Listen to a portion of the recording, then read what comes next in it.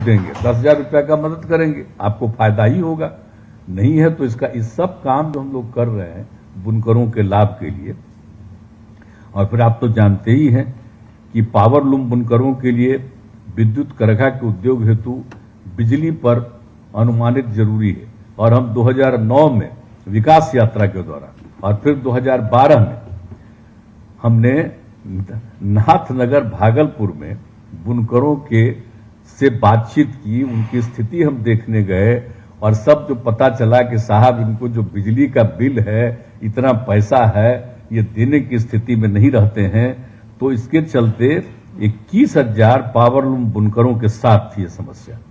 तो ये हम 2 बार गए और इसके बाद हम लोगों ने पहले एक बार तय किया कि 2006 से उनके द्वारा खपत की गई विद्युत पर हम लोगों ने 1.50 रुपये प्रति माने 1.5 रुपये प्रति यूनिट की दर से प्रतिवर्ष विद्युत अनुदान दिया। और फिर फरवरी 2014 से इसको बढ़ा करके इस अनुदान को बढ़ाकर 3 रुपया प्रति यूनिट हम लोगों ने कर दिया। तो अब बिजली का भी आप लाभ लीजिए, उसके लिए भी हम लोगों से जो संभव था, जहां जहां गए वहां जो समस्या बताते रहते थे और सब लोगों की बात हम लोग सुनते रहते थे और उसको सुन करके उनको क्या लाभ देने से इनको कुछ फायदा होगा और ये बेहतर काम कर पाएंगे। और आप समझ लीजिए भागलपुर का कितना ज्यादा था, सब बहुत परेशान रहते थे, उनका काम बंद, ये वो सब बहुत दिक्कत बिजली के चलते। तो वो सुन करके हम लोगों ने किया और बाद में तनिपा कर दिया। और फिर मलबरी सिल्क के उत्पादन के लिए सहायता दी गई, किशनगंज में भी यात्रा किए थे, वो सब तो दिया था। और क्रय आदि में 5,247 लोगों की सहायता की गई है। और पिछले वित्तीय वर्ष में लगभग 20 टन मलबरी रेशम कोए का उत्पादन हुआ, ये किशनगंज में, वहां भी जाने का मौका मिला था। और फिर तसर सिल्क उत्पादन के लिए सहयोग दिया जा रहा। बांका में गए थे देखने के लिए, अन्य जगहों पर गए थे, तो ये लोग तसर सिल्क का उत्पादन कर रहे हैं। तो राज्य के तसर सिल्क उत्पादन करने के लिए किसानों को तसर विकास योजना का लाभ दिया गया है, जिसमें तसर वृक्षारोपण, रेशम कीट पालन उपकरण एवं कीट पालन गृह निर्माण हेतु सहयोग दिया जा रहा। और पिछले वर्ष राज्य में 452 लाख तसर कूकन का उत्पादन किया गया। तो ये भी अनेक जगहों पर हम लोगों ने इस काम को दिया है।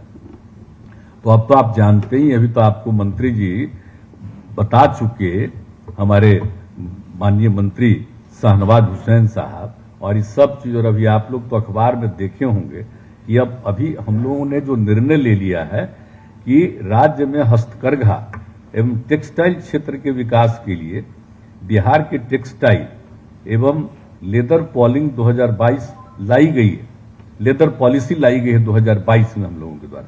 और साथ ही उद्योग लगाने के लिए भूमि के मूल्य पर, जो सरकार के पास जमीन है जिसको लेना चाहिएगा, तो उस भूमि को लेने में 70% तक का, मतलब विभिन्न प्रकार की सहायता अलग अलग जगहों पर है। मतलब वो करीब करीब 20 से शुरू करके 80% तक अलग अलग जगहों के लिए ये भी तय किया गया, ताकि लोगों को उसका लेने में फायदा हो। तो इससे वस्त्र और चमड़ा प्रक्षेत्र का बढ़ावा मिलेगा, रोजगार के अवसर बढ़ेंगे, बुनकर भाई भी इसका लाभ ले सकेंगे। तो हम तो ये आग्रह करेंगे, ये भी तय हुआ, तब बुनकर भाई भी देख लीजिए, कहीं भी जो कई जगहों पर सरकारी है वहां पर अगर आपको अच्छा लगे तो उसका भी लाभ ले लीजिए। ये सब हम लोग देने को तैयार हैं। तो हर प्रकार से तो कोशिश कर ही रहे। और आप जानते ही हैं कि अभी तो सब मंत्री जी ने बता ही दिया कि हम लोगों ने तो तय किया है कि जितना हमारा गेस्ट हाउस है और सरकारी कार्यालय, तो बुनकरों द्वारा निर्मित हैंडलूम और खादी से बने पर्दा, चादर एवं तकिया के खोल का भी क्रय किया जाए, ये भी हम लोगों ने तय कर दिया। और पहले से तो आप जानते ही हैं, जो 19-20 आपको पूरी बात बता दिए और कह दिए मंत्री जी के 3 महीने के अंदर हम लोग इस काम को शुरू कर देंगे। चिकित्सकों एवं मरीजों को, जितने हमारे डॉक्टर्स हैं, चिकित्सक हैं, उनको और जितने मरीज हैं उनको निर्मित पोशाक क्रय करने का निर्णय लिया गया था। तो अभी तो वो नहीं हो पाया, मान लीजिए, तभी तो आपको बता दिए कि 3 महीना के अंदर इस काम को भी हम लोग कर देंगे ताकि आप लोगों को ज्यादा से ज्यादा इसका फायदा हो। और हस्तकरघाओं को उन्नत करने और नए डिजाइन के साथ कपड़े बनाने के लिए उद्योग विभाग अलग से नई समेकित योजना लाएगा, जो आपको अभी बता रहे थे। नई योजना के बारे में भी समेकित योजना ये लोग शुरू करने के बारे में सोच रहे हैं।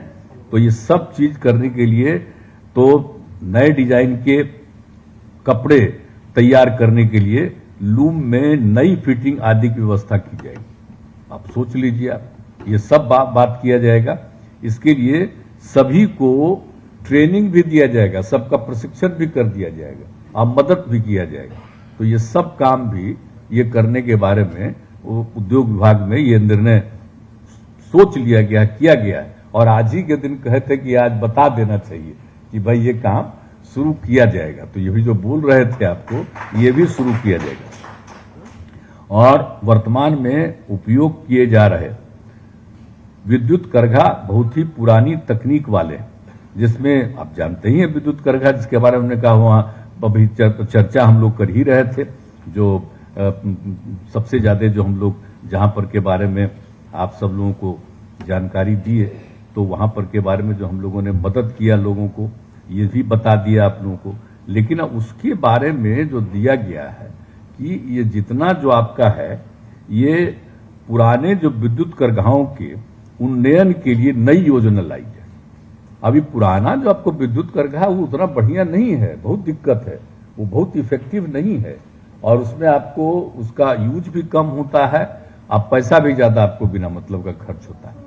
इसलिए ये हम लोगों का एक यह भी है जिसके बारे में आज आपको बता दे रहे हैं कि हम लोगों ने ये मन बना लिया है कि पुराने विद्युत करघों के उन्नयन के लिए नई योजना लाई जाएगी, जिसमें नए टेक्नोलॉजी का उपयोग से कम ऊर्जा खपत हो और अधिक क्षमता वाले विद्युत करघाओं की स्थापना की जाए। अब सोच लीजिए, नया वाला आपका विद्युत करघाओं के लिए भी हम लोग आपको मदद करेंगे विद्युत करघाओं में, ताकि एक नया बनाइए। पुराना वाला आपका एकदम बेकार है, अब नया वाला बनाइएगा, उसका रूप ज्यादा होगा, आपका खर्चा कम होगा और उसकी ताकत ज्यादा होगी, वो ज्यादा इफेक्टिव होगा। इसलिए हम तो आग्रह करेंगे कि उसमें भी सब लोगों को इस बात के लिए कहिएगा। और हस्तकरघाओं को कच्चा माल आसानी से उपलब्ध हो, इसके लिए विभिन्न स्थानों में कच्चा माल केंद्र की स्थापना की जाएगी। अब बेचारे को दिक्कत होती है कच्चा माल केंद्र की, तो कच्चा माल केंद्र की भी स्थापना की जाएगी और इस कच्चा माल केंद्र से बुनकर माने सूती धागा, मलबरी धागा और तस्कर धागा आसानी से प्राप्त कर सकेंगे। तो हम लोगों ने ये 3-4 बात आपको जो बता दिया कि आगे के बारे में भी हम लोगों ने सोच लिया है। जो भी हेल्थ डिपार्टमेंट में जो होना हो तो बहुत जल्दी हो जाएगा आपका, लेकिन उसके अलावे जितने गेस्ट हाउस है आप सोच लीजिए, हर गेस्ट हाउस में सरकार का जितना है और जितने सरकारी कार्यालय, उस सभी कार्यालय पर यह सब सुविधा आपको मिलेगी हैंडलूम और खादी के लिए। और आप समझ लीजिए कि जो जितने भी हस्तकरघाओं को उन्नत करने के लिए, नए डिजाइन के साथ कपड़े बनाने के लिए अलग उद्योग विभाग अलग से जो योजना बना रही वो भी हो जाएगा। और दूसरी बात है जो विद्युत वाला जो बता दिया आपको, पुराने विद्युत करघाओं की जगह पर नया बनाइए, उसका आपको लाभ मिलेगा। और कच्चा माल केंद्र की स्थापना। तो ये 4 बात आप लोगों को बता दे रहे हैं कि हम लोग जो पहले से जितना संभव है उतना करते रहे हैं और आगे भी इस काम को हम लोग और करना चाहते हैं, ताकि भाई इसमें महिलाओं की संख्या काफी होती है और बड़ी खुशी की बात हमको है, पुरुष हो स्त्री हो और सब लोगों को काम करने का, और लाखों लोगों को और ज्यादा इसका फायदा होगा। और यहां जो आप इन सब चीजों को बनाएंगे तो न सिर्फ यही उसका होगा, आपको भी मंत्री जी बता रहे थे, आप शाहनवाज हुसैन, आप समझ लीजिए आप जो बनाइएगा यहां से दूसरे राज्यों में जाएगा और दूसरे राज्य भी इसका फायदा लेंगे, तो आपका उद्योग और बढ़ेगा, आपकी आमदनी और बढ़ेगी और लोगों को ज्यादा से ज्यादा काम करने का मौका मिलेगा, तो लोगों को इस बात का फायदा होगा। तो ये सब हम लोगों को इस सब पर को मैं आज के इस अवसर पर इस जितनी बातों की चर्चा थी उन बातों की तो चर्चा कर दिया, लेकिन हम तो यही कहेंगे कि आज का ये जो राष्ट्रीय हस्तकरघा दिवस है, इसके लिए मैं आप सब लोगों को, सारे बुनकरों को मैं खास तौर पर उनको विशेष बधाई देता हूं और जितना हम लोगों से संभव होगा आपका हम सहयोग करेंगे, आपको आगे बढ़ाएंगे ताकि राज्य का भी विकास हो और लोगों की भी तरक्की हो। यही हम लोगों का उद्देश्य है और आज के इस अवसर पर मैं अपनी बात को समाप्त करते हुए आप सबको हृदय से धन्यवाद देता हूं। अपनी बात समाप्त।